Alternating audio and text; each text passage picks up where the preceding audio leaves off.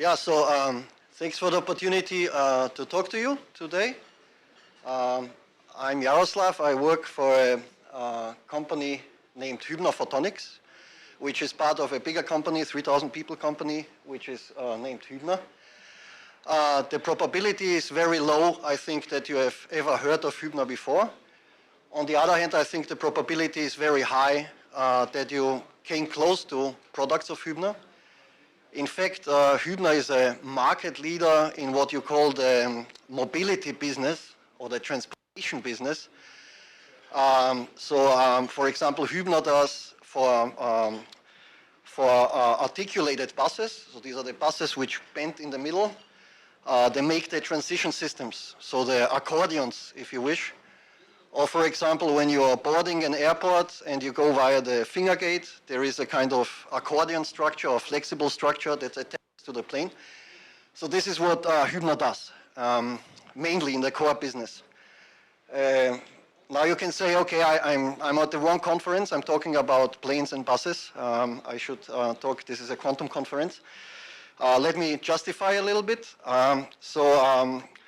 Since there is a question mark behind mobility business, what will happen in the next 10 or 20 years? So this is one point. And the other point is that HÜBNER is already a market leader. So when you want to grow the company, you need to look into maybe different markets.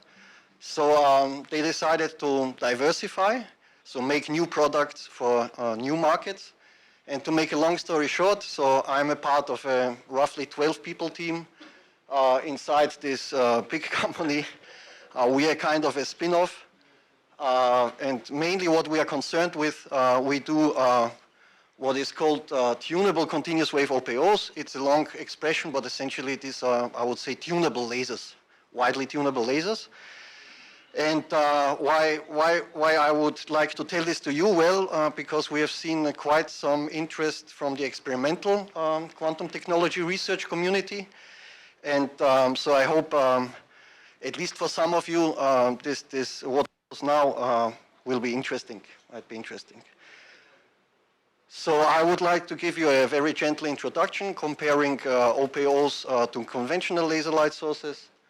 I would like to show you the practical concept, or maybe I should say a concept which we found is suitable for commercialization. I would like briefly to show you what is the state-of-art performance that we can achieve as of today. And last not least, before closing, I would like to show some exemplary, some examples from a few people who used our source in the lab. So when you compare OPOs to conventional lasers, so you will be quite familiar.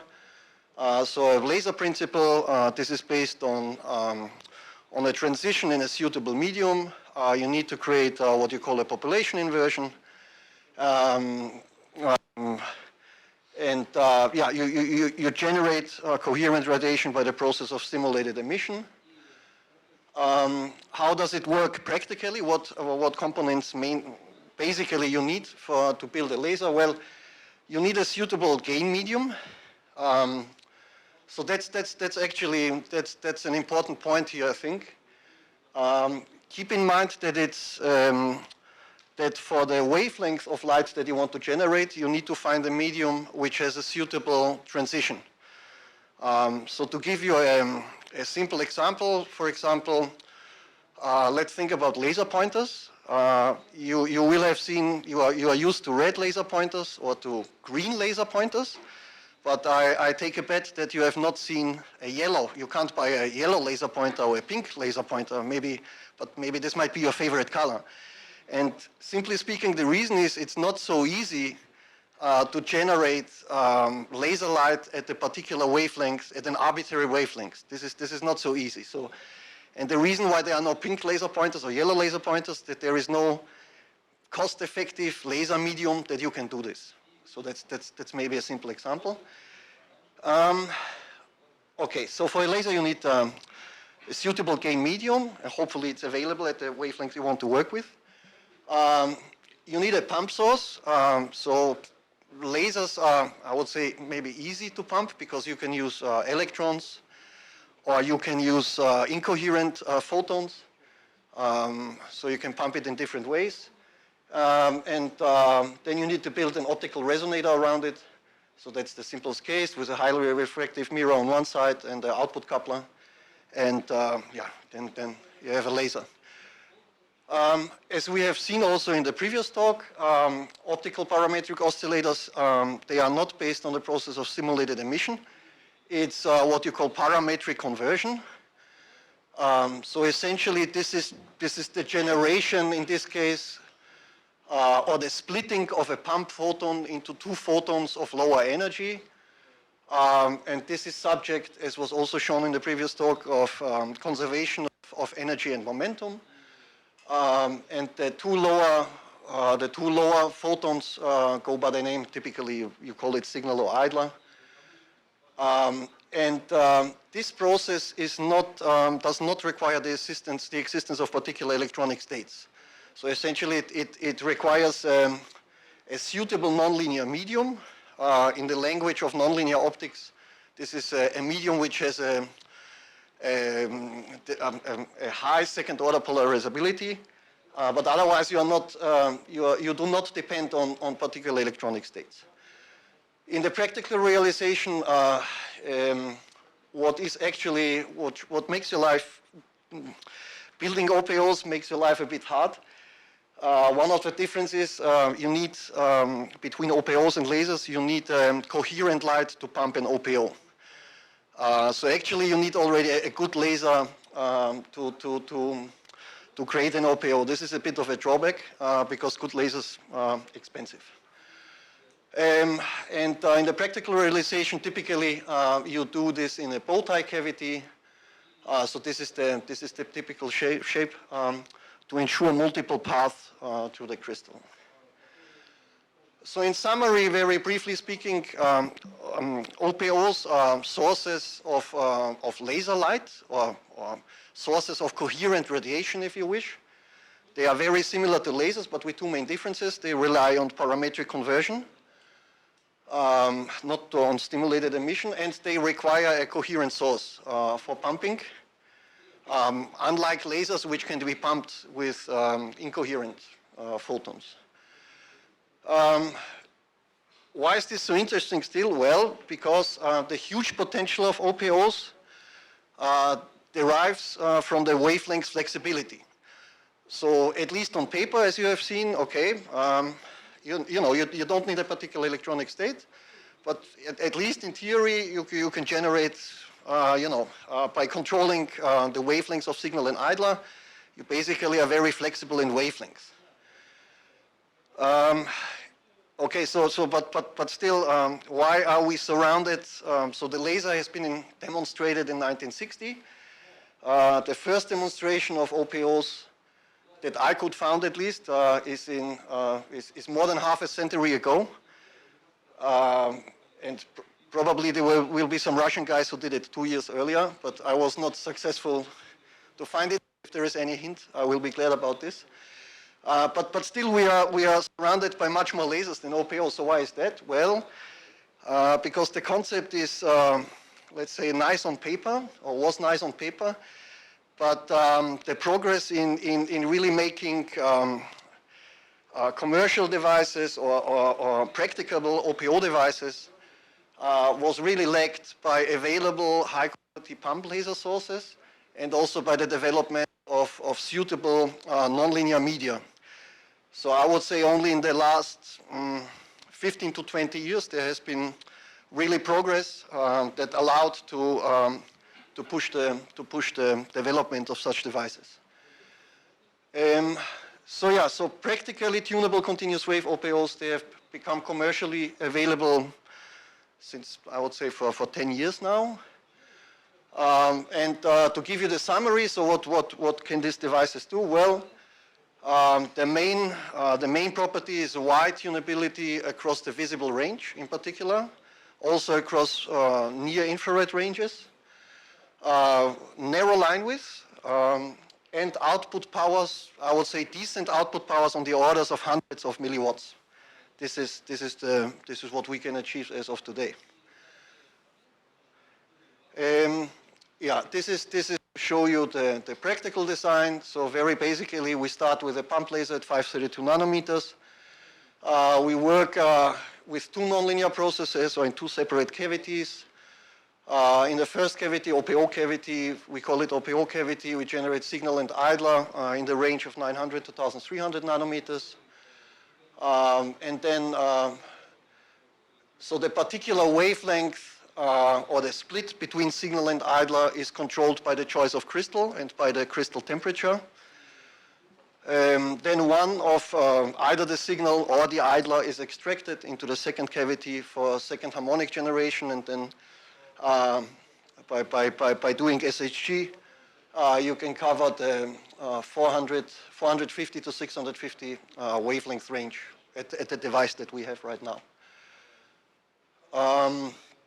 Maybe a bit in more detail, how does it look like? Here you see the two bow tie cavities. Again, this is here we start with a 532 nanometer pump laser.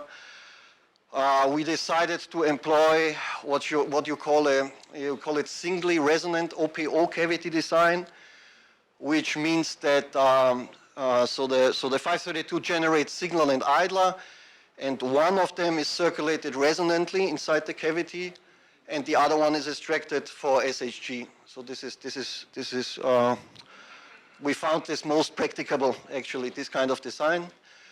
And yeah, maybe a few comments on mode selection. So you need to force this guy to work in on a particular mode, and without going into details, but there are I would say in the language of laser engineers, you have a few mode selection filters or mode selective elements, which in our case these are two etalons, which have a certain, you can think about it like transmission filters, if you wish, with a certain free spectral range and a certain finesse. And again, without going into details, but essentially what you need to do, you have this, you have several mode selection filters, and at the end of the day, what you need to do, you need to align them in a way so that you arrive at the desired wavelength in your cavity. Yeah, similar goes for the SHG cavity, where then we do frequency conversion to the visible spectral range. I should maybe also mention, in our design, we can extract the unconverted pump light. This is accessible simultaneously. And also, even if the SHG is switched on, there is remaining unconverted IR pump light. So there is simultaneous access to the 532, to the infrared, and to the visible light. Okay, just let me go very quickly over the performance. As I mentioned before, so we can, what you see here on the left is a power tuning curve. So output power versus wavelength. So you see the range 450 to 650 that we cover as of today. And as I mentioned before, so the achieved output powers, depending on the pump laser, there are different versions, but we speak about several hundreds of milliwatts, depending on a particular wavelength. As to line width, so this shows you I mean, this is a simple wavelength measurement. Actually, it's performed with a wave meter. But what this wants to say, so essentially in the visible, we achieve line width of well below 1 megahertz. So maybe I should. So a megahertz is a femtometer, very roughly order of magnitude in the visible range. So this is the line width that we can achieve. In terms of of frequency stability in a reasonable lab, I would say the typical long-term stability is 150 megahertz over hours, so 150 femtometers or less than a picometer over hours. And you can also drive the systems in a closed loop mode, essentially combining it with an active wave meter measuring device, where we have demonstrated long-term stability down to 1.5 megahertz. Okay, I'm going through this rather quickly just to show you. So as I mentioned before, the main tuning mechanism will be crystal selection and crystal temperature. There are two other tuning modes, which is, I think, particular for this experimental community here, like fine stepping. When you want to match a particular, experimentally a particular linear transition. So what you can do, you can, by moving one of the etalons, essentially, you can carry out steps on the order of, I would say, on the order of 10 gigahertz or on the order of gigahertz, which translates into picometers. If for even finer tuning or other applications, there is the options for truly continuous tuning, not in stepping mode, but truly continuous. This is really by piezo tuning the cavity length, and typically the tuning modes or the tuning intervals will be on the orders of tens of gigahertz. So this just to show you an example. Yeah, so before closing, I would like to show you a few experimental results, which for this talk here I've selected photoluminescence excitation experiments.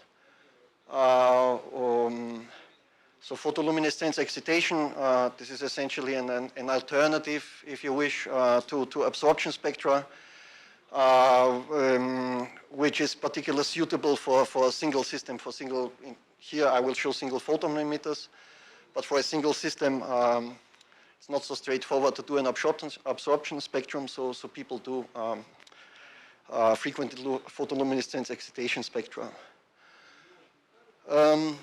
So what you see here, these are photoluminescence excitation spectra recorded for two ensembles, silicon vacancy and germanium vacancy, for two ensembles of silicon vacancy and germanium vacancy centers. So you see this is really done by temperature tuning the OPO device, really over almost the entire range, like from 450 to 650.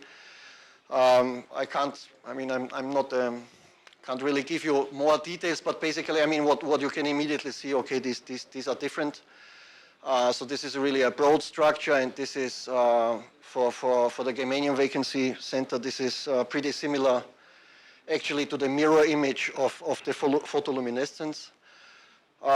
Another example is shown here, which is photoluminescence excitation spectra of a 2D material called hexagonal boron nitride. So this is for a single defect center recorded at various laser excitation energies, and for each energy the spectrum is recorded, as you see here, and essentially so this again shows a typical emission spectrum, and when you integrate like the main or the sideband, you arrive at what you call the photoluminescence excitation spectrum. So what this intends to say that there is probably a symmetry between emission and absorption.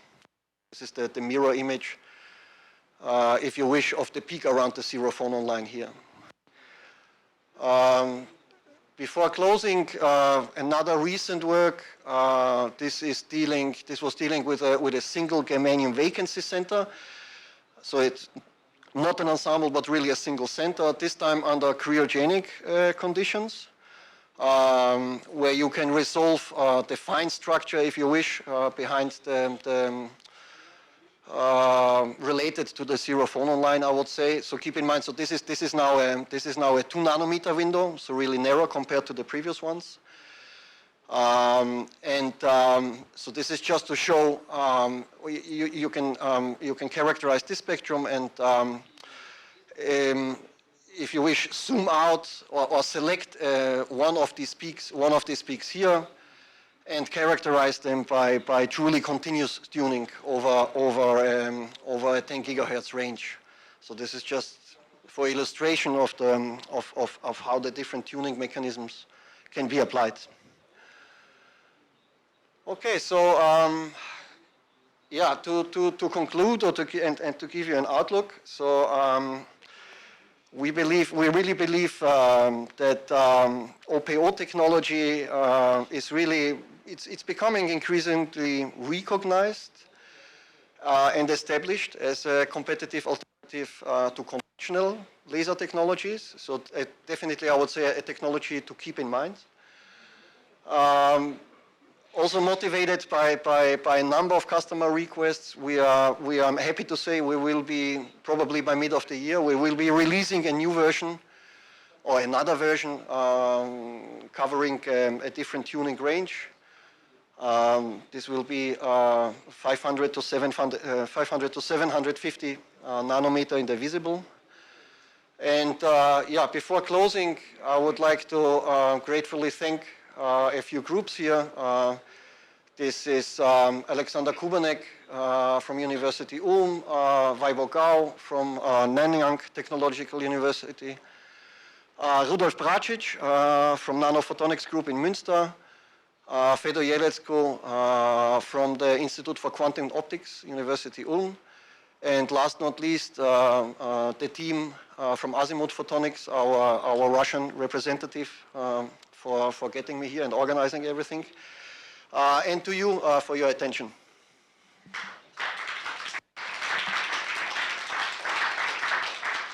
Thank you so much. So we have some time for questions.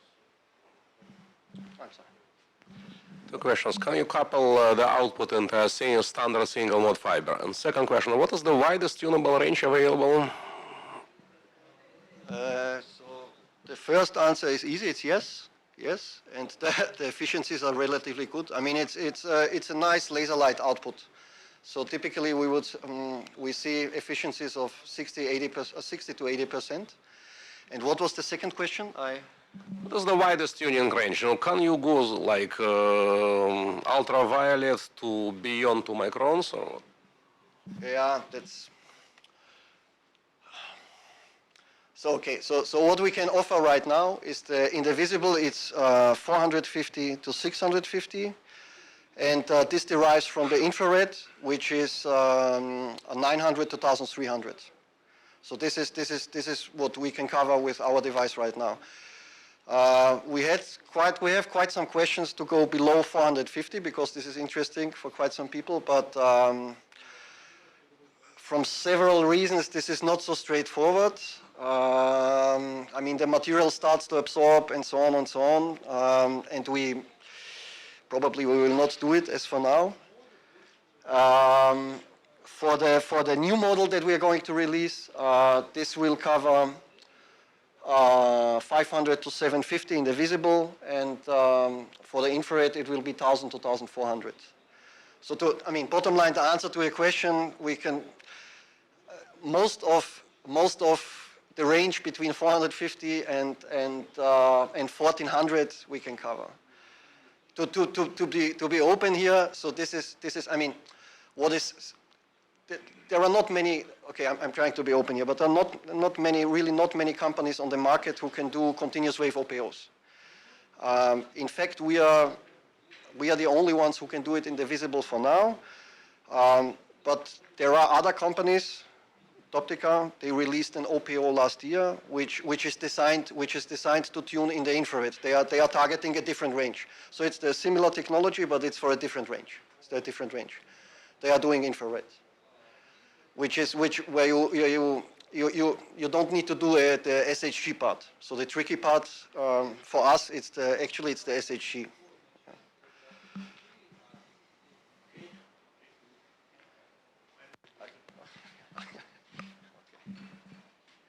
Maybe it's not very fair to asking you to compare yourself with competition, but about Optica. So everybody buys these laser diodes. They work extremely well. They have amplifiers. They have frequency doubler, frequency tripler. They can basically go everywhere. So what is the advantage of the OPO with respect to? Once again, what was the question? Once again. What would be?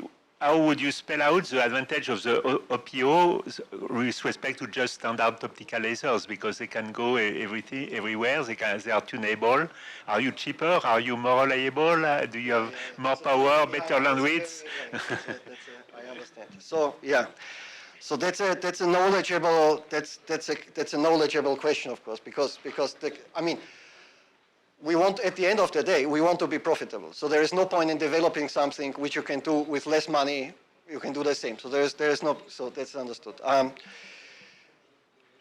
The point is, so the OPO technology, it depends on what you want to do or what is your goal experimentally. So if you know that I will be working on the same atom transition for the next decade, and my tunability, what I need is maybe, I don't know, maybe a few gigahertz or maybe a few nanometer, then there is no, I mean, then there is no advantage of the flexibility that we can add, I would say. Another point is, so of course you know that you can do tunability across the visible range. You can do also with other technologies. You can do it with laser technology, but it gets expensive because you need to do frequency mixing with other lasers. So what we discovered, I'm being very open, what we discovered is really a sweet spot for us, is where people require relatively wide tunability in the visible range. And in particular, I would say in the range 500 to 650, where it gets pretty expensive because you can't do it with titanium sapphire. You need to frequency mix titanium sapphire. So the systems get complex and relatively expensive. And there we have, this is really our sweet spot, I would say.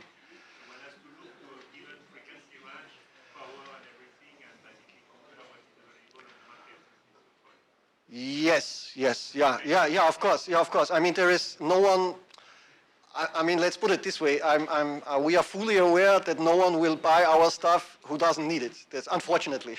So but what we can add is really the flexibility, you know, the flexibility is the wavelengths, the flexibility in wavelengths coverage. That's but I'm not trying to convince you that they are not lower cost solutions, but they will have, of course, you will have a trade-off in performance. You will not have a tunability of hundreds nanometers. You will have a tunability of 10 maybe, and you will not be able to cover any exotic wavelengths.